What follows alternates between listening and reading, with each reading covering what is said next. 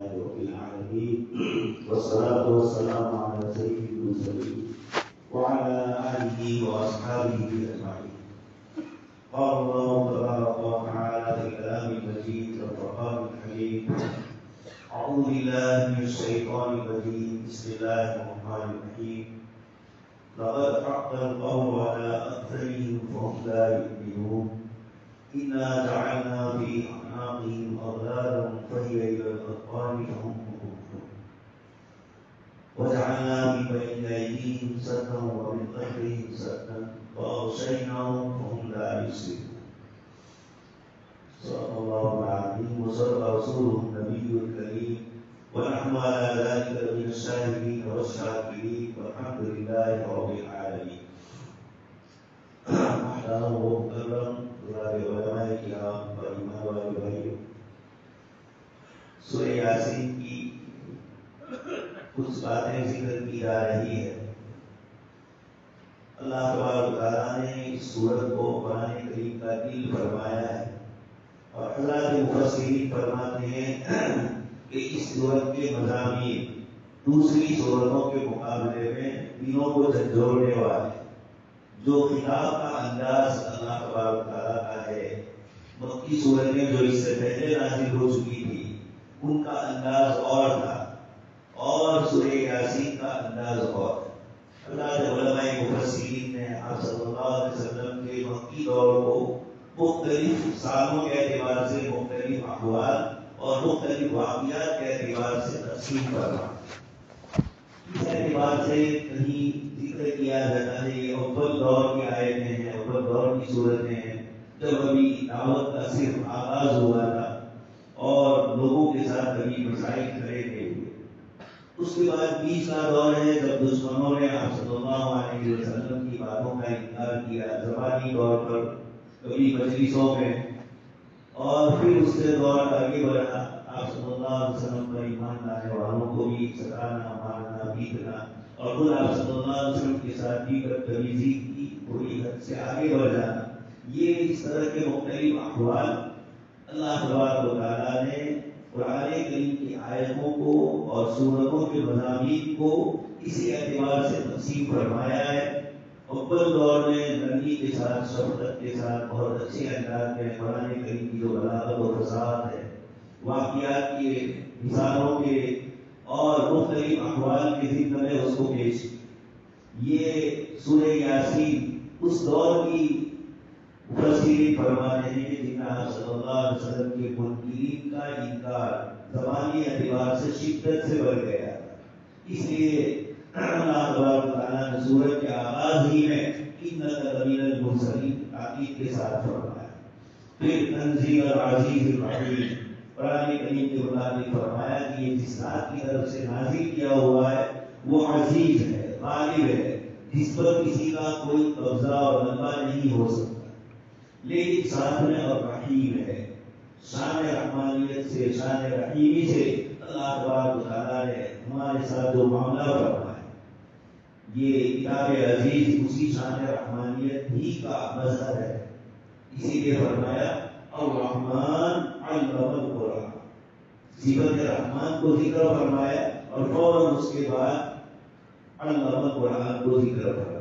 بلکہ پہلی سورت میں بھی اقرأ باسم ربک الذی خلق، وہاں صرف لفظ رب کی صفت کو ذکر کیا، اور آگے جہاں قرآن کا ذکر آیا اقرأ وربک الاکرم الذی علم بالقلم، علم کا قرآن کا ذکر آیا تو وہاں اللہ پاک نے ربک الاکرم فرمایا، یہاں العزیز الرحیم فرمایا۔ اور جہاں اللہ تبارک و تعالیٰ کی ایسی صفات کو ذکر کرنا ہو یا ایسے واقعات کو ذکر کرنا ہو جو بظاہر انسانی سوچ کے اعتبار سے محال کے درجے میں نظر آتے ہیں، تو وہاں اللہ پاک صفت عزیز کے ساتھ حکیم کی صفت کو بھی ذکر فرماتے ہیں۔ سیدنا عیسیٰ علیہ السلام کو آسمان پر اللہ پاک نے اٹھایا، یہ کسی کی سمجھ میں بظاہر نہیں آ رہا تھا۔ یہودی بھی پریشان، رومن امپائر جن کے یہودیوں کی شہر پر جنہوں نے حضرت عیسیٰ علیہ السلام کو صلیب پہ چڑھانے کا پروگرام بنایا، یہ رومی اور خود حضرت عیسیٰ علیہ السلام کے ساتھیوں میں بھی کسی کی سمجھ میں نہیں آیا. اللہ پاک نے اسی لیے اس کو بہت تاکید سے چھٹے بارے میں ذکر فرمایا کہ انہوں نے حضرت عیسیٰ علیہ السلام کو قتل نہیں کیا. وَمَا قَتَلُوهُ وَمَا صَلَبُوهُ وَلَٰكِن شُبِّهَ لَهُمْ. اور آگے فرمایا یہ تو یہودیوں کے لیے، عیسائیوں کو سمجھانے کے لیے فرمایا وَمَا قَتَلُوهُ يَقِينًا بَلْ رَفَعَهُ اللَّهُ إِلَيْهِ. یقینی طور پر یہ حضرت عیسیٰ علیہ السلام کو قتل نہیں کر سکے ہیں. اور پھر آگے فرمایا وَرَفَعَهُ اللَّهُ إِلَيْهِ وَكَانَ اللَّهُ عَزِيزًا حَكِيمًا. اور وہیں اللہ تبارک تعالیٰ نے صفت عزیز اور صفت حکیم کو ذکر فرمایا. ایک طرف تو شان عزیز، غلبہ، قوت، اس کی سطوت، اس کو ذکر کرنا ہے، اور دوسری طرف وہی اللہ ہے اور رحیم. میری اور آپ کی جو صفات ہے، جو بھی اچھی یا بری، انسانی صفات میں استقرار کی کیفیت ہے، انفعال کی کیفیت ہے، جلدی متاثر ہوتے ہیں. اللہ تبارک تعالیٰ کی ذات عالی ان انفعالات، انتصارات سے پاک ہے. اس لیے مشرکین نے کتنی ہی اپنی طرف سے زیادتیاں کی، لیکن اللہ پاک کی طرف سے ایک ہی ذکر فرمائی گئی کہ الی اجل مسمى، ایک وقت مقررہ آئے گا، اس پر ہماری طرف سے قیامت قائم ہوگی. بار بار پوچھ رہے ہیں ایام الساعہ، کبھی پوچھ رہے ہیں متى الساعة، قیامت کب آئے گی. آپ صلی اللہ علیہ وسلم یہی جواب دیتے تھے میرا کام آپ کو اطلاع دینا ہے، کب آنا کب لانا یہ اللہ تبارک تعالیٰ کے اختیار ہے. تو العزیز کے ذریعے اللہ تبارک تعالیٰ اپنے قوت ماہرہ کو بتلاتے ہیں، اور الحکیم کے ذریعے بتلاتے ہیں کہ ہم حکمت کے مطابق، ہماری اپنی حکمت تقاضا کرتی ہے اس کے مطابق دنیاوی تکمیلی امور بھی اور دنیا کے دوسرے نظام میں بھی ہم اسی طریقے سے عمل کر رہے ہیں. تو ہماری صفت تو انفعالی ہوگی. لوگ بتاتے ہیں مدرسین جانتے ہیں طالب علموں سے کبھی کوئی بھول ہو جائے، 3 2 دن 3 دن، پھر کبھی اچانک دوسرے میں آ کر زیادہ کتابی کر لی جائے. بزرگوں نے اس سے منع کیا، لیکن اس طرح کی چیزیں کبھی یہ انفعال ہے. کبھی کہتے ہیں 3 دن کے بعد سزا دوں گا، اور کوئی گڑبڑ ہوئی اسی وقت سزا دے دی جائے. یہ انسان کی انفعالی صفات ہے. ہم لوگ کمزور ہیں، ہماری یہ صفات. اللہ تبارک تعالیٰ کی ذات عالی ایک وقت دو متضاد صفات کی وہ مالک ہے، اور اس لیے قرآن کریم میں ایک طرف فرمایا اننی انا اللہ، میں اللہ ہوں، میں غفور رحیم ہوں، اور وان عذابی هو العذاب الالم. فوراً اس کے ساتھ اللہ پاک کے عذاب کا بھی ذکر کیا ہے.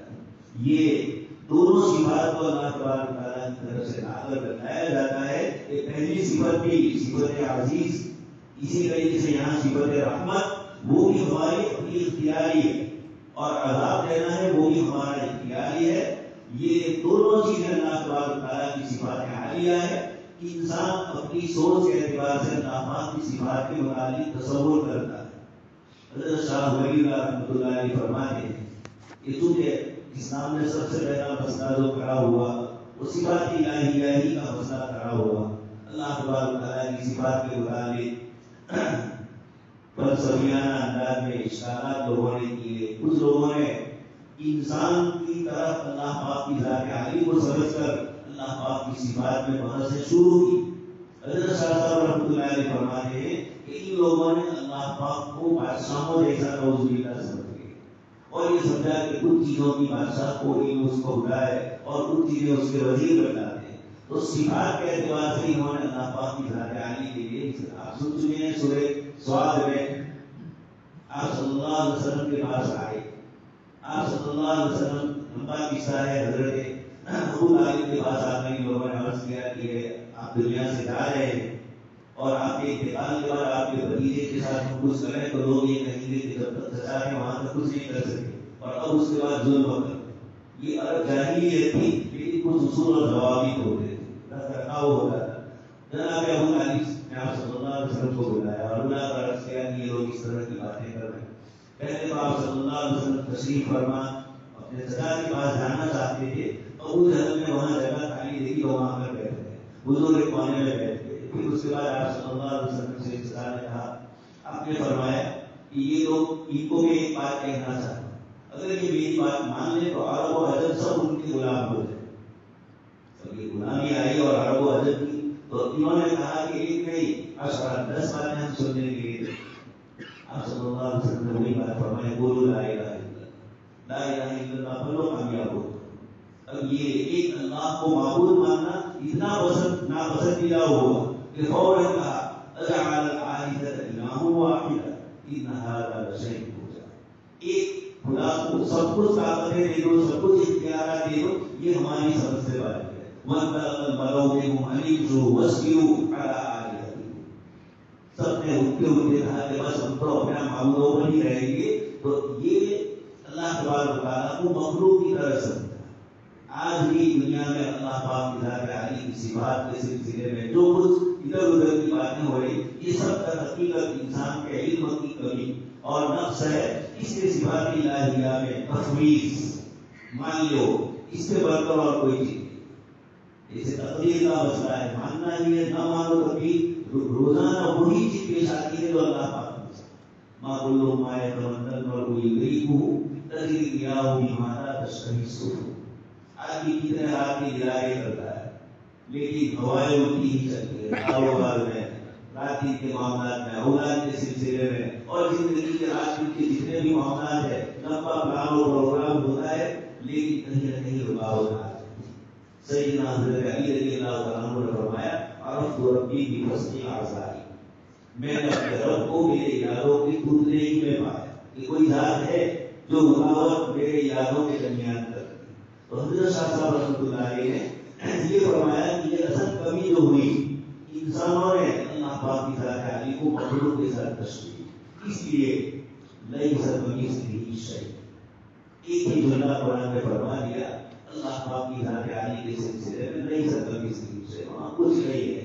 اللہ پاک کی ذات ہے وَلِلَّهِ الْمَثَلُ الْأَعْلَىٰ، اللہ پاک کے لیے بہترین مثالیں ہیں، اللہ پاک کے لیے سوچا ہی رہتا ہے۔ تو تنزیل العزیز الرحیم ایک طرف یہ فرمایا جا رہا ہے اور آگے اس کے بعد جو مضمون آ رہا ہے اللہ پاک فرماتے ہیں جو ابھی میں نے آپ کے سامنے آئے تھے وہی لَقَدْ حَقَّ الْقَوْلُ عَلَىٰ أَكْثَرِهِمْ فَهُمْ لَا يُؤْمِنُونَ، ان کی یہ بات ثابت ہو گئی اکثر لوگوں پر، فَهُمْ لَا يُؤْمِنُونَ، یہ ایمان لانے والے نہیں۔ یہ جناب نبی اکرم صلی اللہ علیہ وسلم کو تسلی ہے اور آپ کے واسطے سے امت کے داعیوں کو جب اللہ کے بندوں کو اللہ کے دین کی دعوت دیں گے، رکاوٹیں آئے گی، اللہ تعالیٰ نے تسلی دی۔ تو آپ صلی اللہ علیہ وسلم کی ذات الہی اور داعی حضرات کو تو تسلی دی، لیکن ان لوگوں کو بتایا گیا کہ یہ مسلسل اللہ پاک کی ذات عالی کا انکار، اس کی صفات کا انکار، اللہ کے رسول صلی اللہ علیہ وسلم کے ذات کے تمہارے سامنے دعوتی باتیں کرنے کے باوجود 40 سال تم تمہارے درمیان رہنے کے باوجود اب تم جب ان کی باتوں کا انکار کرتے ہو تو یہ بار بار کا انکار، اللہ پاک کے احکام کی نافرمانی اسباب کے درجے میں انسان کو شقاوت تک پہنچا دیتی، پھر وہ شقاوت کفر کے درجے میں اور کفر سے آگے بڑھ کر کفر عناد وجحدوا بها واستيقنتها انفسهم، اللہ پاک فرماتے ہیں کہ انہوں نے انکار کیا حالانکہ واستيقنتها، ان کے لیے یقین کر چکے تھے کہ اللہ کے سچے نبی ہیں۔ اس لیے اللہ پاک نے پہلے تو فرمایا لِتُنذِرَ قَوْمًا مَا أُنذِرَ آبَاؤُهُمْ فَهُمْ غَافِلُونَ، آپ ڈرائیے ایسی قوم کو جن کے باپ داداؤں کو زمانے سابق میں ڈرایا نہیں گیا تھا، فَهُمْ غَافِلُونَ، ایک وجہ اس غفلت کی یہ بھی ہو سکتی ہے کہ سیدنا ابراہیم علیہ السلام اور سیدنا اسماعیل علیہ السلام کی دعوت کے بعد جزیرۃ العرب میں خاص کر کے حجاز مقدس کا علاقہ، مکہ مکرمہ مدینہ منورہ کا علاقہ، اللہ پاک نے بنی اسماعیل میں کوئی نبی نہیں بھیجا، ایک لمبی مدت گزری، اللہ پاک فرماتے ہیں کہ چونکہ ہم نے ماں انذر آباؤ، اگرچہ دین ابراہیمی کے نشانات موجود تھے، اطراف کے دوسرے یہودیت اور عیسائیت جو اس وقت کے سچے مذاہب تھے ان کی بھی باتیں پہنچی تھی، ابھی تو ہم سنتے ہیں واقعہ ابن نوفل اور دوسرے 2000 آدمی اس جاہلیت کے دور میں بھی شرک انہوں نے نہیں کیا اور نصرانیت کے لوگوں کو دعوت دی، تذکرۃ الگ حدیث شریف میں آتا ہے، اور پھر انہوں نے عربی زبان میں کچھ اور انجیل کی نقل بھی کی، کچھ اس کا ترجمہ بھی کیا۔ تو اللہ پاک فرماتے ہیں یہ دعوت والے حضرات کو یہ آیت بتاتی ہے کہ جب آپ کسی ایسے علاقے میں جاؤ جہاں والے بہت زیادہ بیچارے دین سے ناواقف ہو، تو ایسے موقع کے اوپر آپ کو انذار کی صفات سے ان سے کام تو لینا ہے، جب سے انذار فرمایا، عذاب دینے کا دنیا نہیں فرمایا، ڈرانے والا فرمایا، اس لیے کہ انسانی نفس عمومی طور پر خواہشات کی طرف مبتلا ہوتا ہے، اس لیے اس کو انذار، بشیر و نذیر دونوں صفات ہے، لیکن قرآن کریم نے بار بار انذار کی صفت کو ذکر کیا۔ ماں انذرا آباؤہم سے پتہ چلا کہ ایسے شاگرد اور ایسے مرید آئے جو ایسے علاقے سے ہو جن کو اعلیٰ و سلیمہ معلوم نہ ہو تو ان کے اوپر غصے نہ ہو جائے۔ یہ ایسے لوگ ہیں کہ جن کو بیچاروں کا اعلیٰ و سلیمہ معلوم، لا یؤمنون، اسی بنیاد پر وہ ایمان نہیں آئے ہیں کہ ایمانیات کی روشنیاں بقول بعض بزرگوں کے کچھ لوگ تھے راہی آپ صلی اللہ علیہ وسلم کے تشریف لانے سے پہلے، لیکن وہ جگنوں کی طرح تھے، چھوٹا سا روٹیلا آتا ہے جگنوں، پیچھے لائٹ ہوتی ہے، وہ خود تو روشن لیکن کسی کو روشنی دے نہیں سکتے۔ آپ صلی اللہ علیہ وسلم کی تشریف آوری سے پہلے بھی جزیرۃ العرب کے کئی کونوں میں اس طرح کے لوگ تھے، لیکن عمومی دعوت کا جو پہلو تھا وہ نہیں تھا۔ اللہ تبارک تعالیٰ نے آپ صلی اللہ علیہ وسلم کو دعوت میں انذار کی صفت کے ساتھ ماں انذرا آباؤہم کے ذریعے انذار کو بھی کیفیت کے ساتھ مربوط کر دی۔ اِنَّا جَعَلْنَا فِي أَعْنَاقِهِمْ أَغْلَالًا فَهِيَ إِلَى الْأَذْقَانِ فَهُمْ مُقْمَحُونَ، ہم نے ان کی گردنوں میں توق ڈال دی، فَهِيَ إِلَى الْأَذْقَانِ، اور وہ خود بھی تک آ گئے، فَهُمْ مُقْمَحُونَ، پھر وہ سر اوپر کیے ہوئے۔ اللہ تبارک تعالیٰ نے کفر کی اور شرک کی اور کفر کرنے والوں کی مختلف کیفیات کی 80 سے اوپر قرآن کریم میں کچھ مثالیں اللہ پاک نے ذکر فرمائی، جن میں سے اکثر و بیشتر کا تعلق کفر، شرک اور اس کی مختلف کیفیات سے، نفاق سے بھی ہے، انفاق سے بھی ہے، لیکن زیادہ تر جو مثالیں ہیں یہ ایسی مثالیں اور ایسے لوگوں کے لیے ہے جو کفر اور شرک میں ہو۔ یہاں بھی اللہ تبارک تعالیٰ نے تشبیہ دے کر سمجھایا کہ جب کسی آدمی کے اعلیٰ اولاد گلے کے اندر توق ڈال دیا جائے اور پھر پہیے الاسمان، یہاں تک توق ہو، آدمی نیچا کہیں نہیں سکے سر، محمد سر اس کا اوپر ہی ہے، جب سر اوپر ہی رہے گا تو نیچے کی چیز نظر نہیں آئے گی۔ دوستوں اور بزرگوں، یہ تو حصی مثال ہے۔ جناب نبی اکرم صلی اللہ علیہ وسلم کو اس وقت کیا گزری ہوگی جب آپ نے اللہ کے دین کی مسلسل دعوتیں دی۔ یہ ابو جہل، ابو لہب، عتبہ، شیبہ، ولید، یہ جتنے بھی تھے مسلسل آپ صلی اللہ علیہ وسلم کی دعوت کو سننے کے بعد روزانہ ہر صبح میں یا ہر رات کو کوئی نہ کوئی نیا شکوفہ چھوڑتے تھے اور آپ صلی اللہ علیہ وسلم کو تکلیف اور اذیتیں دیتے تھے۔ کبھی اللہ پاک کی ذات عالی پر اشکال، کبھی آپ کی نبوت پر، کبھی قرآن کریم پر، کبھی اتباع الارذل، کیا آپ کی پیروی کرنے والے بلال، عمار اور یاسر۔ سیدنا نوح علیہ السلام سے فرمایا ہے، یہی آپ نے فرمایا وما بطارد المؤمنین، میں ان ایمان والوں کو اپنے آپ سے ہٹاؤں گا، ان کو اپنے سے دور نہیں کروں، بلکہ سورہ قمر میں اللہ پاک نے آپ صلی اللہ علیہ وسلم کو خوب کو فرمایا اور عجیب انداز ہے، وَاصْبِرْ نَفْسَكَ مَعَ الَّذِينَ يَدْعُونَ رَبَّهُمْ بِالْغَدَاةِ وَالْعَشِيِّ يُرِيدُونَ، آپ صبر سے کام لیجیے، یعنی کبھی کبھار کچھ ایسے احوال بھی آ سکتے ہیں جو آپ کی طبیعت میں ناگوار گزرے، عبس وتولی اسی میں سے آپ صلی اللہ علیہ وسلم کی دعوت میں، لیکن پھر بھی فرمایا وَاصْبِرْ نَفْسَكَ مَعَ الَّذِينَ يَدْعُونَ رَبَّهُمْ۔ دوستو اور بزرگوں، یہ آیت طالبان علوم نبوت کے لیے بھی ہے اور ہم سب طالبان قلوب جو آئے ہیں اپنے دل کی اصلاح کرنے کے لیے، یہ اللہ پاک نے صفت ذکر فرمائی، یدعون، اپنے رب کی رضامندی چاہتے ہیں۔ ہم سب کا یہاں حاضر ہونا، اپنے اپنے گھروں میں آپ اچھا کھا سکتے ہیں، پی سکتے ہیں، اوقات کا لحاظ کر کے آپ اپنے لیے صحیح کر سکتے ہیں، پیشاب پاخانہ، دوائیاں، علاج، یہ ساری چیزیں اور دوسری بہت ساری چیزیں محض ایک اللہ کو راضی کرنے کے لیے یہاں خانقاہ میں حاضری ہوئی ہے۔ یہ آیتیں بھی مسائل میں لکھا ہے کہ مسائل کے لیے بھی یہ ہے وَاصْبِرْ نَفْسَكَ مَعَ الَّذِينَ، مریدین سے آنے والے حضرات سے اگر کوئی غلطیاں ہو جائے تو وَاصْبِرْ نَفْسَكَ مَعَ الَّذِينَ يَدْعُونَ رَبَّهُمْ بِالْغَدَاةِ وَالْعَشِيِّ، صبح اور شام کے اوقات میں اللہ کا ذکر کرتے ہیں، یُرِیدُونَ وَجْهَهُ۔ یہ مجھے اور آپ کو نیت کی اصلاح کی طرف بھی آیت ترغیب دے رہی ہے کہ کہ یریدون وجہ، ہماری نیت میں اعتکاف میں یا مجلسوں میں آ کر یا نوائی سنت اعتکاف میں آ کر کم سے کم یہ ہو کہ اللہ پاک کی رضامندی چاہے، اس سے بڑھ کر اور کوئی نعمت نہیں۔ رضوان من اللہ اکبر، اللہ کی رضامندی سب سے بڑی ہے۔ اللہ پاک جناب نبی اکرم صلی اللہ علیہ وسلم کو ارشاد فرمانے کے بلال، عمار، یاسر، سلمان، یہ جو بندے ہیں جو صفا پر رہتے ہوئے یریدون وجہ، اللہ پاک گواہی دے رہے کہ یہ اللہ پاک کی رضامندی چاہنے والے ایسے نبی کے شاگرد جن کی آسمان سے وحی نازل ہو کر بتلایا جائے کہ یریدون وجہ، ان کی اور کوئی نیت نہیں ہے۔ بہت سے لوگوں نے بہت کچھ کہا، الذین یلمزون المتطوعین من المؤمنین فی الصدقات، منافقین کی طرف سے شرارتیں ہوئی۔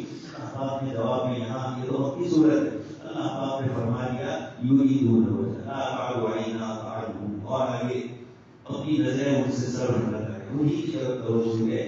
یہ حضرت گنگوہی رحمۃ اللہ علیہ کے متعلق آتا تھا کیا تشریف فرماتے اپنے طلباء کے درمیان، کوئی بڑے رئیس اور امیر صاحب آئے، کافی دیر بیٹھے، حضرت اپنے درس اور طلباء کے سوال جواب میں مشغول رہے، ان کو تھوڑا برا لگا۔ حضرت نے بعد میں ان کو سمجھایا کہ یہ طالبان علوم نبوت میرے پاس آئے ہیں محض اللہ کی رضامندی کے لیے، اس لیے مجھے فوقیت کہنا ہے ان کو، ہمارے اساتذہ کرام کو بھی اپنے درس و تدریس کے اوقات کا لحاظ کرتے ہوئے کوئی مہمان آئے یا کوئی آئے تو وہ مہمان رسول ہمارے سامنے بیٹھے ہوئے ان کا پہلا بنتا تھا، اور پھر ہم تو حق الخدمت بھی لے رہے ہیں۔ اس اعتبار سے ادارے کی ایک شکل بنتی ہے اداروں کے ساتھ، اس لیے اپنے اوقات کو بھی طلب عزیز پر ہم صرف کریں اور اپنے وقت کے ساتھ ساتھ تدریس کا جو حق ادا کرنا ہوتا ہے وہ بھی ہم اس کے ساتھ پورا کریں۔ تو اللہ تبارک و تعالیٰ نے جناب نبی اکرم صلی اللہ علیہ وسلم کو جن حالات سے گزر ہوا، اللہ تبارک و تعالیٰ نے یہ کیفیتیں بتائی کہ جیسے ایک آدمی دنیاوی اعتبار سے اپنا سر اس کا اونچا کر دیا جائے، گلے میں دوب ڈال دیا جائے، نیچے کی کوئی چیز نظر نہ آئے، اوپر ہی نظر آئے، اس کو کوئی راستہ نظر نہیں آئے گا۔ یہ مشرکین نے اپنی شرارتوں سے، اپنی قباحتوں سے، اپنے اعتراضات سے اپنے قلوب کو اس طریقے سے اللہ بران آنا قلوبہم کر دیا ہے کہ اللہ تبارک و تعالیٰ آگے والے آیتوں میں بھی، اسی طرح پہلے بارے میں بھی، ختم اللہ علی قلوبہم وعلی سمعہم وعلی ابصارہم، یہ اسی قسم کے لوگوں کے متعلق اللہ پاک فرماتے ہیں۔ اللہ پاک دوسری آیتوں میں فرماتے ہیں وَلَا يَرْضَىٰ لِعِبَادِهِ الْكُفْرَ، اللہ پاک اپنے بندوں کے لیے کفر کو پسند نہیں کرتا۔ اسی طرح فرمایا کہ ہم کیوں سزا دیں جب آپ، اللہ پاک کو سزا دینے کا کیا ہے، یعنی جب بندے ہماری طرف متوجہ ہوتے ہیں تو ہم ان کے لیے اچھی چیزیں ہی متعین کرتے ہیں، جنت ہی دیں گے۔ اللہ پاک عذاب نہیں دیں گے اپنے بندوں کو۔ اس قسم کی کئی آیتیں ہیں جن اللہ پاک نے بتایا کہ یہ عذاب اور یہ نعوذ باللہ یہ تو ظالم بادشاہوں کا کام ہوتا ہے، اور رحم الراحمین اور رحم الاکرمین ہے، اس نے صبح سے لے کر شام تک مجھے اور آپ کو اتنی نعمتوں سے نوازا، انسان اس کا تصور نہیں کر سکتا۔ سورہ نحل میں اللہ پاک نے پوری سورت اللہ پاک کے انعامات سے بڑی بڑی اتاہم اللہ فلا تستعجلوا، سورت کا آغاز تو بڑا شدت والا ہو رہا ہے، لیکن آگے اس کے بعد اللہ پاک نے اپنے فرمانے اور والخیل والبغال، انسانوں کے لیے جانور رکھے، کھانا پینا، دودھ وغیرہ، من بین فرث ودم لبنا خالصا سائغا للشاربین، اللہ پاک نے فرمایا ایک ہی جانور ہے، اندر گوبر بھی ہے، خون بھی ہے، اور بھی دوسرے کتنے سیاد مادے اندر ہوں گے، کتنی بدبودار چیزیں ہوگی، ان سب کے بیچ میں اللہ تبارک و تعالیٰ لبنا خالصا سائغا عطا فرماتے۔ کہیں فرمایا اللہ تبارک و تعالیٰ نے تمہیں تمہاری ماؤں کے پیٹ سے پیدا کیا، وجعل لكم السمع والابصار، تم کچھ نہیں جانتے، لا تعلمون شيئا، تم کچھ نہیں جانتے، اور تین تین اندھیریوں سے پیدا ہوا۔ یہ اللہ تبارک و تعالیٰ اپنے انعامات ذکر فرماتے ہیں قرآن کریم میں۔ یہ ساری آیتیں نازل ہونے کے بعد بھی اور جناب نبی اکرم صلی اللہ علیہ وسلم کی شخصیت ان کے درمیان عملی شکل میں موجود ہوتے ہوئے جب انہوں نے اللہ کی دعوت کا انکار کیا، مسلسل ستایا، پریشان کیا، تو اس قسم کے لوگوں کے لیے اللہ پاک نے یہ آیتیں ذکر فرمائی۔ اس لیے کچھ لوگوں نے کہا کہ اللہ پاک ہی تقدیر کے مالک ہے، تو نعوذ باللہ جب اللہ پاک ہی چاہتے ہیں لو شاء اللہ ما اشرکنا ولا آباؤنا، مشرکین نے اشکال کیا تھا اگر اللہ پاک چاہتے تو ہم شرک نہ کرتے. یہ بیکار کی دلیل. دنیا کے کاموں میں انسان ایسا نہیں کرتا ہے، وہ اپنی ہی چاہت کو مقدم کرتا ہے. تو اللہ پاک نے ان آیات میں جو شدت ذکر فرمائی یہ بالکل اس آخری مرحلے کے انسانوں کے لیے ہے، اور اس سید البشر کو ستانا جنہوں نے انتہائی نرمی تواضع اور مسلط کے ساتھ اللہ کے بندوں کو اللہ کے دین کی دعوت دی ہو. اللہ پاک فرماتے ہیں وَجَعَلْنَا مِن بَيْنِ أَيْدِيهِمْ سَدًّا، ہم نے ان کے آگے بھی ایک دیوار کر دی، وَمِن خَلْفِهِمْ سَدًّا، پیچھے بھی دیوار، وَأَغْشَيْنَاهُمْ، اور اوپر سے بھی ڈھانپ دیا. فَهُمْ لَا يُبْصِرُونَ، اب وہ دیکھ نہیں پا رہے، دیکھ نہیں سکتے ہیں. یہ بھی مثال دے کر یہ قلوب کا مسئلہ ہے. اللہ تبارک و تعالیٰ کی طرف سے انسانوں کے قلوب پر جب رحمت کی بارش برستی ہے، حضرت شاہ ولی اللہ رحمۃ اللہ علیہ فرماتے ہیں ان للہ تعالیٰ نفحات، اللہ پاک کی طرف سے کچھ گھڑیاں ہوتی ہے قلوب کو متاثر کرنے والی. یا کبھی کبھار یہ جو فرمایا گیا کہ واعظ سے کیا فائدہ، قرآن فرمایا وذکر فإن الذکریٰ تنفع المؤمنین، جتنی دیر دیکھے گا اتنی دیر تو اس کا دل وسوسوں سے اور غلط قسم کی چیزوں سے فارغ ہوگا، اور اسے اعضائے سمعیہ اعضائے بصریہ یہ بھی متوجہ ہوں گے دین کی باتوں کی طرف. یہ کم سے کم فائدہ ہمارے شیخ حضرت مولانا بابا یہ فرماتے ہیں شیخ المشاہد کہ جتنی دیر بعد میں آپ بیٹھیں گے اتنی دیر تو گناہ سے بچ گئے. یہ بھی اللہ پاک کی طرف سے بچانا ہی ہے. انسان اپنے آپ کو، باہر کا ماحول اتنا خراب ہے کہ دینی باتوں میں لگتے لگتے نہیں قیمتیں شروع ہو جاتی ہے اور بات ادھر سے ادھر چلی جاتی ہے، اور لوگ یہ سمجھے کہ یہ اللہ ہوا ہے، اور ہم خود اپنے اوپر پھر مرامت کرنے والے ہوں. جو قیمت کی شناخت قواعد جو حدیث شریف میں اور کتاب اللہ نے ذکر فرمائی، تو یہ اللہ تبارک و تعالیٰ نے ان کے اوپر مکمل مہر لگا دی. اس کو تعبیر کرنے کے لیے اللہ پاک نے فرمایا کہ اب سواء علیہم انذرتہم ام لم تنذرہم لا یؤمنون. ہر جہاز سے جب آدمی کو بند کر دیا جائے کوئی چیز نظر ہی نہ آئے، یہ ان کے اپنے اختیاری امور کی بنیاد پر بندوں نے جب اپنے اختیار میں اس طرح کی چیزیں کی، بار بار سمجھایا گیا. پورا قرآن کریم بھرا بھرا ہے، اور اتنا شرک اور توحید کو سمجھایا ہے کہ روئے زمین پر اس سے بہتر کوئی اور سمجھانے والا نہیں ہو سکتا. خالق اور مالک ہے، وہ بندوں کی نفوس کے وسوسوں کو جانتا ہے، دل کی چور دروازوں کو دیکھ کے جانتا ہے کہ کہاں کہاں سے انسان کیا کیا سوچتا ہے. اللہ پاک نے فرمایا سواء علیہم انذرتہم ام لم تنذرہم لا یؤمنون. آئیے پھر اس بات میں فرمایا انما تنذر من اتبع الذکر وخشی الرحمن بالغیب. یہ آ گیا کہ آپ ان کو ڈرائیں گے من اتبع الذکر، جو ذکر سے قرآن ہی سب سے پہلے، اس لیے قرآن کریم سوال والقرآن ذکر، اور بھی دوسری آیت میں اللہ پاک نے ذکر سے قرآن ہی مراد کیا گیا ہے.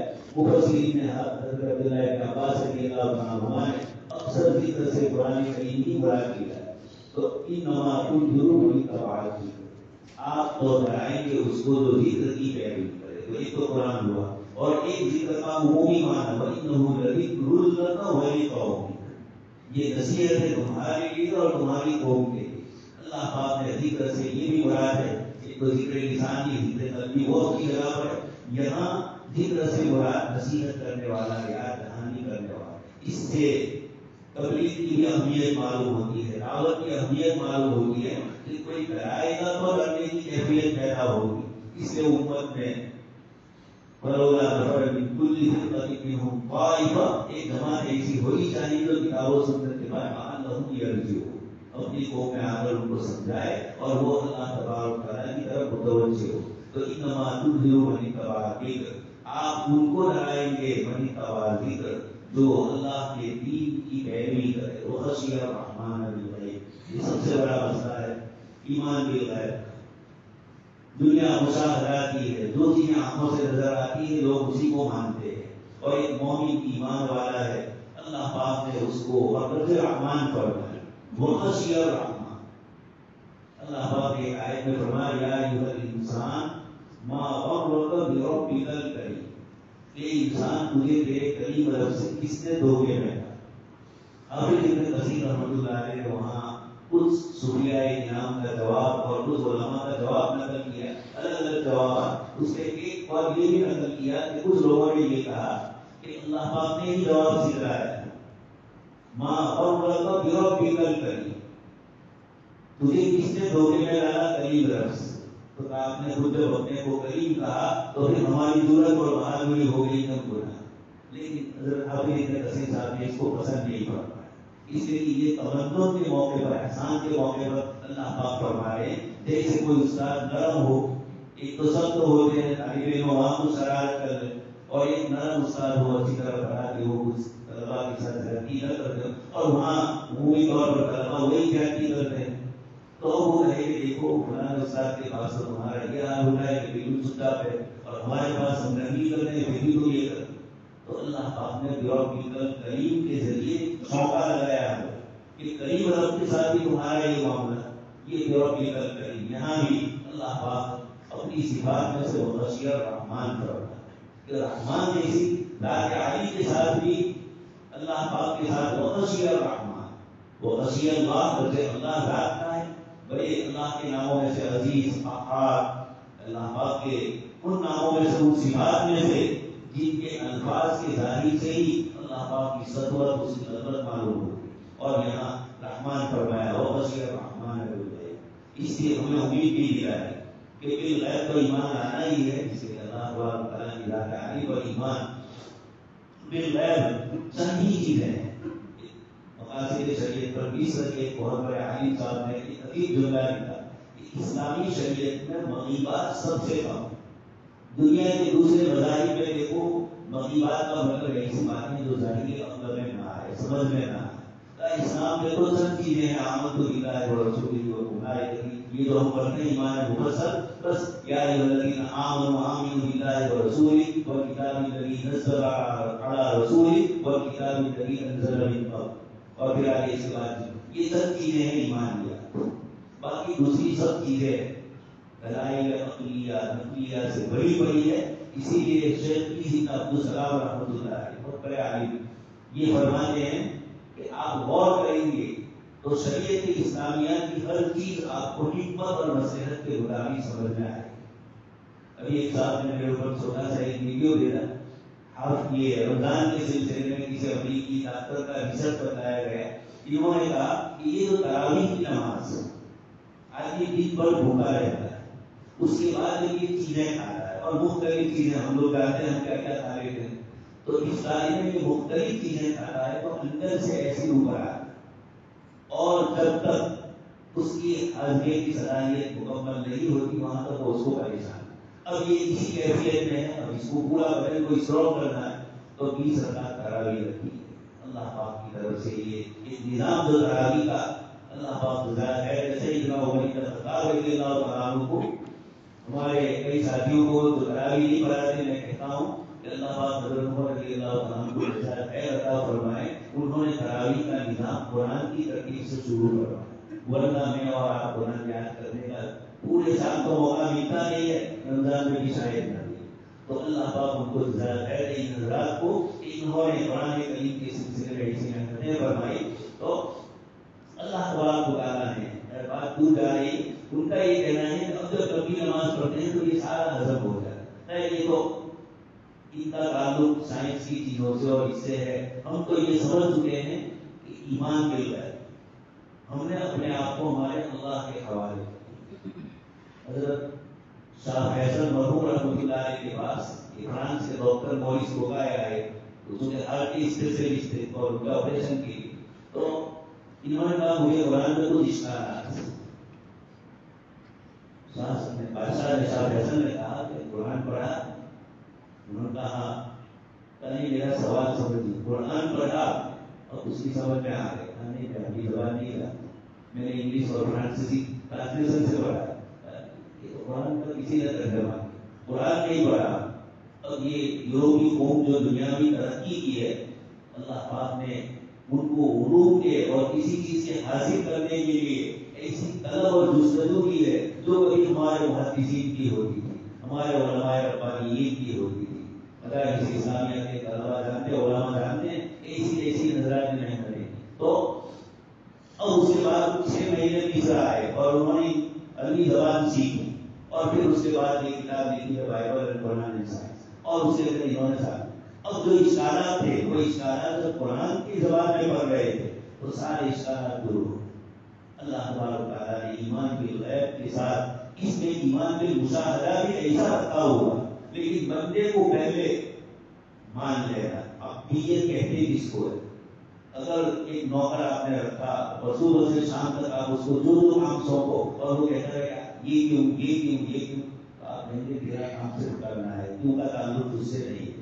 اللہ پاک کی ذات عالی سے بندوں کو حکم دیتی ہے تو مان لینا ہے عبدیت. اس لیے کہ ہمارے سب کے علم و مل کر اللہ کے علم کے مقابلے میں وہی حیثیت رکھتے ہیں جو کیا نے سوچ میں لیا، اور وہ بھی سمجھانے کے لیے اللہ پاک کے علم میں تو کوئی کمی ہو سکتی نہیں ہے، دریا کے پانی میں تو کمی بھی ہو تو اللہ تبارک تعالیٰ جو ایسا پانی تو مالک ہے. جب اس نے ہمیں کسی چیز کا حکم دیا اور یہ معلوم ہے کہ وہ رب ہے، وہ ماننے والا، وہ ہماری پرورش کرنے والا. باپ اپنے بیٹے کو سردی کے دنوں میں بیٹا ٹھنڈی کوئی چیز پیک رہے ہیں، آئس کریم اور اس طرح کی کوئی چیز پیک رہے ہو، لڑکا مانگ رہا ہے اور والد انکار کر رہا ہے تو بچے کی عقل ہے وہ یہ سمجھے گا کہ نہیں دلا رہے، اس کو معلوم نہیں کہ اس کے بعد کیا بیماری ہو سکتی. یہ تو ایک معمولی سی بندے کی مثال ہے. سبحان اللہ العظیم اس کی مثال ہے. اس لیے فرمایا وہ خشیت الرحمن بالغیب، یہ ایمان بالغیب یہ اللہ پاک کا بہت بڑا انعام ہے. انسانی عقلیں وہاں تک ابتدا میں نہیں جا سکتی. مسلمان مومن ہو اور پھر اللہ پاک نے غرور سے نوازا ہو اور پھر وہ حکمتیں اور شریعت کے اثرات چاہے ولی اللہ اور بزرگ گزرے ان کی طرح وہ الگ ہے. ہمیں تو خشیت الرحمن بالغیب ہی کرنا ہے. پھر علمی اعتبار سے کوئی تحقیق کرے وہ الگ ہے، لیکن اصل چیز جو ہے وہ خشیت الرحمن ہے. بلکہ سائنس کی دنیا میں جو لوگ گئے ان کا یہ کہنا ہے کہ خشیت الرحمن بالغیب یہ صرف اسلام میں نہیں ہے، سائنس میں بھی بہت سی چیزوں کا مشاہدہ نہیں ہوتا ہے. حالانکہ ان کے یہاں مشہور ہے پرتیکش درشی، ان آنکھوں سے جو چیز نظر آئے اسی کا اعتبار کرے، دماغ میں جو سمجھ میں آئے اسی کا اعتبار کیا ہے. یہ مشاہدہ کی دنیا میں انہوں نے توحید کا، رسالت کا اور بہت سی چیزوں کا انکار کیا. لیکن خود سائنس کو یہ کہتے ہیں کہ سائنس میں بھی ایمان بالغیب ہے. کئی چیزیں ایسی ہیں جو نظر آئی، پھر اس کے بعد ان سے انہوں نے تحقیق کر کے دوسری چیزوں کے متعلق سمجھا کہ یہ ایسی ہے تو ایسی ہو سکتی ہے. قریب قریب اس کے تخمینے لگائے اور اس پر بھی حکم لگا دیا کہ فلانی چیز ہو، فلانی تحقیق ثابت ہو. تو ان کا کہنا ہے کہ ہماری باتوں میں بھی اتنا ہی ایمان بالغیب ہے جتنا آپ کے یہاں، بلکہ ہم سے زیادہ ہے. وہ ہم اس طرح جو چاند پر اوپر گئے جس کو گئے تھے اس کو سب سے زیادہ فلکیات کا علم اور چاند کا علم رکھ کر گئے تھے، یہاں سے معلومات لے کر گئے تھے. پر اوپر سے جب نیچے آئے کسی نے پوچھا کہ کیسا جب یہاں سے گیا میں تو مجھے یہ محسوس ہو رہا تھا کہ مجھ سے زیادہ فلکیات اور آبزرویشن کا مجھ سے زیادہ کوئی جاننے والا نہیں ہوگا. لیکن وہاں بہت سی چیزوں سے گزرے چاند پر، اگر وہ گیا ہے وہ تو ہم وہاں سے گزرے تو صرف چیزوں کو دیکھا. سائنس ہے وہ تو تحقیق اور ریسرچ والے کہاں غائبانہ نظروں سے صرف گزرتے گئے، وہاں سے چیزوں کو دیکھا، باقی اس کا علم ہمیں نہیں. اور اتنی چیزیں تھیں تو اوپر یہاں سے جب گئے تھے تو عالم ہو کر گئے تھے، جاننے والے. اوپر سے نیچے اترے ظاہر ہو، بہت سی چیزوں کی معلومات نہیں. اسی لیے ہمارے علماء فرماتے ہیں کہ ہمارے وہ طلباء جو پڑھتے ہی نہیں وہ سمجھتے ہیں علوم گنا علوم بڑے بڑے، جب ادھر میں لگتے ہیں تو جتنا آگے بڑھیں گے اپنی نادانی کا، اپنی نااہلی کا احساس ہوگا. تو یہ اللہ پاک کا علم ہے. وَلَوْ أَنَّ مَا فِي الْبَحْرِ مِن شَجَرَةٍ أَقْلَامٌ وَالْبَحْرُ يَمُدُّهُ مِن بَعْدِهِ سَبْعَةُ أَبْحُرٍ مَا نَفِدَتْ كَلِمَاتُ اللَّهِ. اللہ پاک فرماتے ہیں کہ آسمان و زمین میں اللہ تبارک و تعالیٰ کے علوم اتنے بڑے بڑے ہیں، اس لیے ان چیزوں میں آپ تحقیق کرو. ایک مرحلہ تو ہر چیز میں آتا ہے ایمان بالغیب. یہاں بیوی کا مسئلہ ہے، وہاں آپ دیکھتے ہیں اپنی رویے نہیں چلتی ہے، جذباتیات پر بھی کام کرنا پڑتا ہے. اور اس طرح کسی کو کسی سے کوئی غلط دنیا بھی ہوتی ہے تو اس کی بات سمجھ لینا ہے، تحقیق مان لو اپنی غلط پر. جب بھی دنیاوی اغراض والی چیزوں میں لوگوں سے وابستگی ہماری محض اس لیے ہو جاتی ہے کہ دنیاوی چیز ہے اور اس کو معلوم اس کی چیز پیچھے نہیں اتر رہی ہے دماغ سے، پھر بھی محض دنیا یا کسی اور مقصد سے مان گیا. یہ تو ارحم الراحمین. اس کی کوئی چیز حکمت سے خالی نہیں ہے، وہ خشی الرحمن بالغیب۔ ابھی ایک مسئلہ آیا تھا ڈی این اے کا، انسانی جسم سے جو چھوٹی چھوٹی چیزیں ذرے نکالے جاتے ہیں الگ الگ جگہ سے، اور اس سے بچوں کا یا اور دوسری گناہوں وغیرہ میں ٹیسٹ ہوتا ہے اور بھی دوسری چیزیں ہو رہی ہیں۔ تو اسلامی فقہ کی سیمینار سے ایک صاحب نے لمبا چوڑا مقالہ لکھا، پڑھے لکھے وہ سائنٹسٹ، انہوں نے کہا کہ انسانی جسم کے ہر ٹکڑے میں جہاں سے بھی اٹھاؤ گے، سائنٹسٹ جہاں سے بھی آ کر چھوٹا سا بھی ٹکڑا آگ کا بھی لیں گے، ریڑھ کا بھی لیں گے، خون کا لیں گے، بدن کے گوشت کا ٹکڑا ہڈی لیں گے، ہر جگہ سے نظر آئے گا اندر ایک سیٹ پورا پیکیج۔ جیسے لیمو ہم دیکھتے ہیں، لیمو کے چھوٹے چھوٹے پیکیج ہوتے ہیں، لیمو کے اندر رس کے اللہ پاک کے وسملی میں، تو اس طرح کے پیکیج پورے جسم میں کروڑوں ہیں۔ جس پیکیج میں سے بھی آپ تحقیق کرو گے، سائنٹسٹ لوگوں نے پھر اس کو لیبورٹری میں جانچ کیا تو یہ پتا چلا کہ 46 اور 46 نیوکلیئس یعنی الگ الگ چیزیں، کوئی دماغ سے تعلق رکھتی ہے، کوئی ناک سے، کوئی آنکھ سے، بدن کی جتنے اعضاء رئیسی ہے ان تمام سے تعلق رکھنے والے 46 اجزاء ہیں۔ وہ یہ سب علاج کے آج کل کرنے والے ہیں وہ لوگ کہ اگر کسی کے گھٹنے میں تکلیف ہے تو وہی صحیح لیے جائیں جو گھٹنے کو بنا دے، مصنوعی اور باہری بناوٹ نہ ہو، سیدھی ہو چیز۔ تو اس طریقے سے 46 نیوکلیئس جسم کے جس حصے کو بھی توڑا جائے گا اس میں سے یہ نکلیں گے، لیکن مرد اور عورت کے مادے منویہ میں سے جب نکالا جائے گا، انسانی ہی جسم ہے، پیشاب میں بھی 46، خون میں بھی 46، لیکن مادے منویہ میں 23 ہی ہے، مرد میں 23 اور عورت میں 23۔ جو 23 مرد میں ہے وہ 23 عورت میں ہے، اور جو عورت میں ہے وہ مرد میں ہے۔ یہ ایمان بالغیب ہم تو لا چکے تھے، من نطفۃ امشاج، اللہ پاک نے خود فرمایا ہم نے انسان کو ملے جلے نطفوں سے پیدا کیا، لیکن یہ من نطفۃ امشاج سلبی والقرائی، وہ کون سی بات ہے جس میں عورت کے سلب ہوئے تو یہی 23 رکھے جو عورت میں، اور مرد عورت کے کرائی میں تو، اور مرد کے سلب میں مشترک وہ 23 رکھے جس کا تعلق مرد سے، دونوں مل کر 46 رکھتے ہیں، تو انسان ماں اور باپ دونوں کے مجموعے سے بڑھتا ہو۔ یہ خشی الرحمن کھل کر چیزیں آ رہی ہیں، یہ ان کی تحقیق، اس نے فرمایا سنريهم آياتنا في الآفاق وفي أنفسهم حتى يتبين لهم أنه الحق۔ اللہ پاک کی صاف آیت فرمایا سنريهم، سچی فرمایا القریم، ہم تم کو دکھلائیں گے ہماری نشان ہے، فی الآفاق، زمین سے لے کر اوپر کائنات کی پہلے لے کر اوپر کا میں اور آپ نہیں جانتے۔ ہمارے سائنٹسٹ اس کا بھی آسمان کا بھی انکار کر رہے ہیں، ان کو یہ جو کلر نظر آ رہا ہے یہ نظروں کا دھوکہ ہے، یہ مختلف گیسز نیلی ہے اس سے وہ یہ کلر بتا رہی ہے۔ صحیح بات ہے، ان کا کام ہی نہیں ہے، وہ اوپر کی دنیا ہے۔ اللہ تبارک و تعالیٰ نے آسمانوں کا جو نظام رکھا، یہ بیچارے کیا کریں، ابھی چند سالوں سے ان کو اوپر کی دنیا میں بہت بڑے بڑے خلے نظر آئے، سوراخ بڑے بڑے نظر آئے، اس کو بلیک ہول کہتے ہیں۔ ان کا کہنا ہے کہ اتنے بڑے بڑے ہیں کہ ہزاروں سورج اندر چلے جائے تب بھی یہ پور نہیں ہوتی۔ اب یہ کہنے کے لیے شاید کسی اور عالم میں جانے کا راستہ ہو۔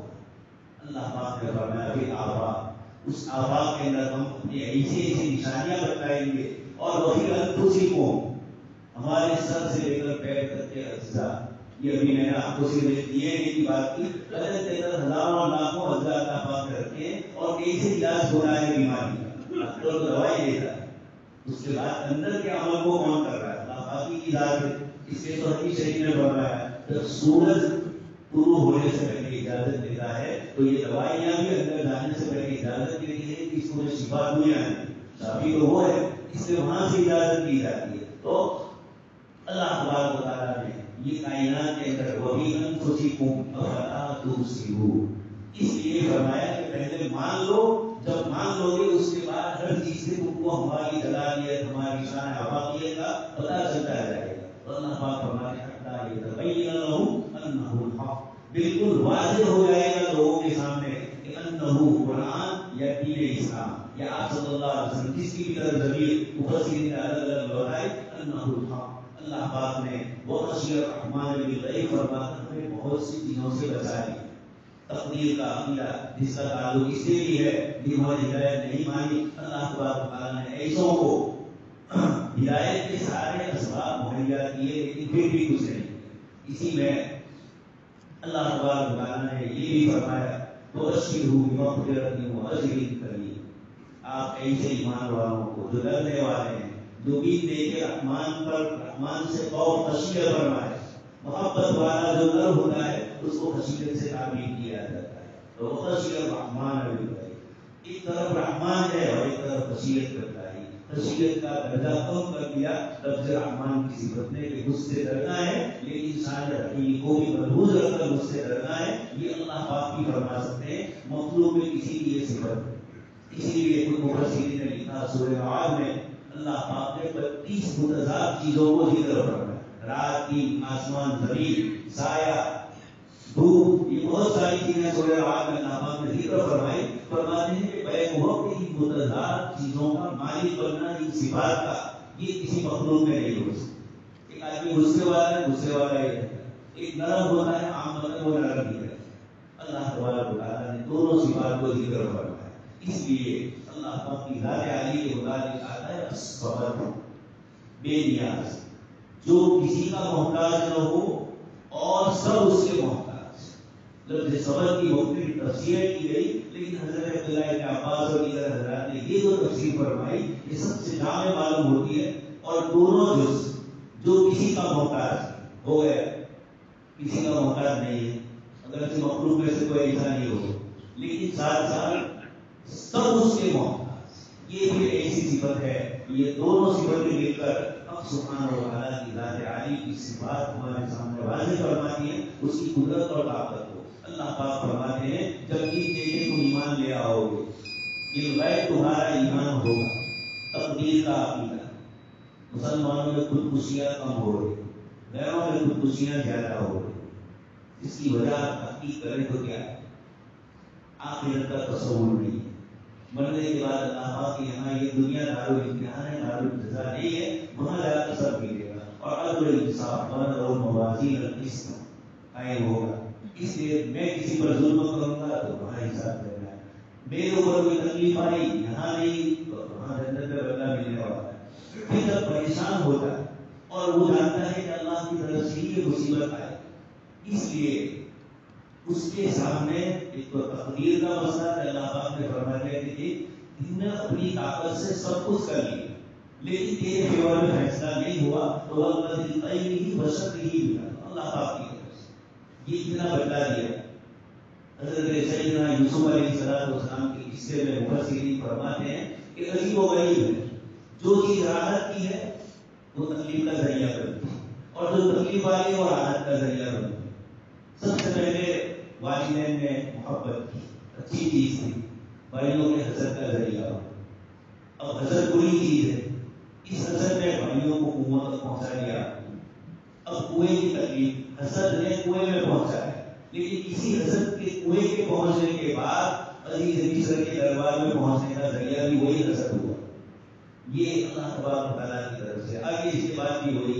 اب اللہ پاک نے آرام سے وَكَذَلِكَ مَكَّنَّا لِيُوسُفَ فِي الْأَرْضِ، عزیز مصر کے دربار میں کھانا پینا آرام سے رہنا، آرام کی چیز ہے، لیکن وَرَاوَدَتْهُ الَّتِي هُوَ فِي بَيْتِهَا عَن نَفْسِهِ، زلیخا آ گئی، زلیخا نے آپ کو جیل میں پہنچایا۔ اب یہ محبت بھی لیکن اس سے تکلیف پہنچایا، اب وہ تکلیف ہے جیل کی، بادشاہ کا خواب، اور پھر اللہ تبارک تعالیٰ کی طرف سے پھر بلایا جائے۔ یہ پوری ترتیب انبیاء کرام علیہ السلام کے واقعات قرآن نے جو ذکر فرمائے، جب اس پر غور کرے تو ہماری زندگی کے سارے مسائل حل ہو جاتے ہیں، انسان کی کوئی پریشانی۔ یہی قرآن کریم کا سب سے بڑا سبق ہے کہ اللہ پر اعتماد کر لو، تمہاری زندگی میں یہ ایسا ہے کہ جس کے ساتھ تعلق کے بعد نعوذ باللہ کوئی دھوکہ بازی نہیں، کوئی کسی قسم کی بے وفائی، یہ تو بے وفاؤں پر دھوکہ کر رہا ہے۔ ابراہیم علیہ السلام کے پاس آنے والا بسم اللہ نہیں پڑھ رہا ہے، ابراہیم علیہ السلام فرمانے کہ بھائی تو میرا مہمان ہے، اللہ کا نام ہے، میں تمہارے خدا کا نام نہیں لوں گا، میں اپنے خود کا نام۔ غصہ آیا حنیفہ والے ابراہیم، حضرت ابراہیم علیہ السلام نے نکال دیا، جاؤ تو میرے دسترخوان۔ وہ آگے گیا، اللہ پاک کی طرف سے وحی آئی کہ ابراہیم پوری زندگی شرک کے باوجود میں نے اس کو کھلایا، تمہارے دسترخوان پہ ایک مرتبہ آیا، تم نے بتا دیا، جلدی سے اس کو بلاؤ۔ ابراہیم علیہ السلام بلا رہے تھے، کہا چلو، کہتے تو اس کی سمجھ میں نہیں آیا بیٹھا کھانے کے لیے، اور وہ تو وہی اپنی پرانی بات تھا کہ مجھے پہلے بتاؤ کہ تم نے مجھے بتا دیا، پھر واپس کیوں بلایا؟ کہا جس خدا کے نام نہ لینے پر مجھے میں نے بتایا تھا، اس خدا مجھے قدوس کا حکم ہوا کہ اس کو لے آؤ، ہم نے تو پوری زندگی اس کو سنبھالا ہے، پوری زندگی نبھایا ہے، ایک ہی رہے بلکہ جو غیر ہے ان کو زیادہ بھی نظر آ رہا ہے۔ لا یغرنک تقلب الذین کفروا فی البلاد، متاع قلیل ہے لیکن ظاہر میں تو سدا سون کرنے والا۔ تو یہ اللہ تبارک و تعالیٰ ایسے کریم رب ہے، فبشرہ بمغفرۃ واجر کریم، آپ ان کو بشارت دیجیے مغفرت کی اور اجر کریم کی۔ یہ الفاظ ہے، اجر کریم سے وہاں کیا ملے گا؟ اللہ پاک کی سہولت، اس لیے دینے والی ذات کے خزانے میں کمی ہے، کن فیکون تو صرف سمجھانے کے لیے ہے، وہ اس کا بھی محتاج نہیں ہے، اس کے دربار عالی میں اجر کریم کیا ہوگا؟ حدیث شریف میں ہے کہ جنتیوں میں سارے جنتی جنت تشریف لے گئے ہوں گے، آخری جنتی جو بیچارہ اخیر میں جنت میں جا، وہ یہ سمجھ رہا ہے کہ اب تو جنت میں کیا ملے گا، سب کو مل چکا ہے، میرے لیے کیا رہے گا، یہ جنت میں جائے گا۔ اللہ پاک فرمائیں گے تیرے لیے، حدیث شریف میں دو الگ الگ الفاظ ہیں، ایک میں ہے کہ 1000 سال کی مسافت کے برابر جتنے ہو یہ سارا تیرے لیے، وہ لقب اس نہیں ہے، اور دوسری روایت میں لفظ ہے اور تیرے لیے اس سے بھی دگنا۔ اب حد نظر جہاں تک آدمی کی نظر پہنچے 1000 سال پر پورے ہو، اللہ تبارک و تعالیٰ کی طرف سے اس آخری جنتی کو جو یہ سمجھ رہا تھا کہ جنت فل ہو چکی ہے، اسی لیے تو فرمایا کہ جنت کے لیے اور جہنم کے لیے ہمیں مزید وہاں تو ہے، کوئی یہ نہ سمجھے کہ میں اخیر میں جاؤں گا تو جہنم میں جگہ نہیں ہوگی، اور کوئی جنتی مایوس نہ ہو جائے کہ میں جنت میں جاؤں گا تو میرے لیے جگہ نہیں ہوگی۔ دونوں کو سمجھا دیا قرآن کریم نے، یہ ہماری بہت وسیع ہو رہی ہے۔ اللہ تبارک و تعالیٰ ہم سب کو کہیں سے بھی باتوں کا عمل کرنے کی توفیق نصیب فرمائے۔ آمین و آمین۔